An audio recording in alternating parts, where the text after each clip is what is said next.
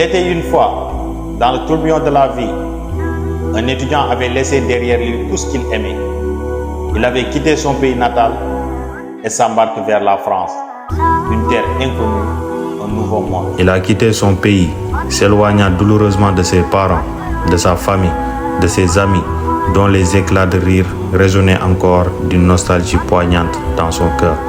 Il a quitté sa zone de confort et ses pas l'ont conduit en France, une terre étrangère où chaque coin de rue évoque une solitude nouvelle et déchirante. Dès son arrivée, il se retrouve seul, isolé, perdu, dépourvu de repères familiers.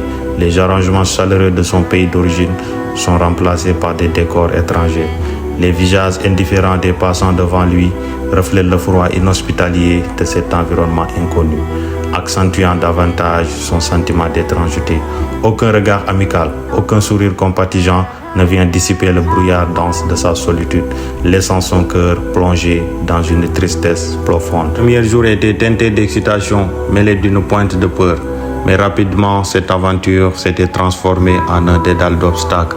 Le changement brutal de climat ajoute une couche de tristesse palpable à son quotidien. L'isolement était son ombre fidèle. Pas de job étudiant, des candidatures sans retour positif et les difficultés financières s'accumulent comme des nuages sombres au-dessus de sa tête. Aucun ami pour partager les rires, les peines, les moments simples de la vie quotidienne. Les rires joyeux des autres étudiants deviennent une symphonie lointaine, inaudible pour ses oreilles isolées. Son intégration dans ce nouvel environnement était un défi insurmontable. Les cours à l'école s'étaient transformés en montagnes escarpées, difficiles à gravir, car la barrière de la langue s'était dressée comme un mur infranchissable. Il semblait être invisible aux yeux de ses camarades. Même entouré, il demeurait toujours seul. Il prenait ses repas en solitaire pendant les pauses déjeuner.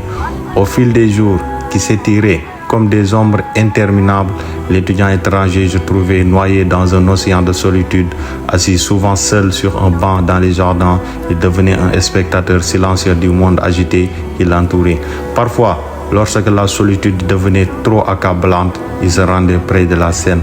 Les rives paisibles de l'eau lui offraient une sensation de tranquillité, comme si la Seine était une amie compréhensive qui écoutait ses préoccupations et chaque vague semblait être une caresse apaisante dans cette ville étrangère. Les jours se sont transformés en nuits silencieuses et dans l'obscurité, la tentation d'abandonner a effleuré son esprit.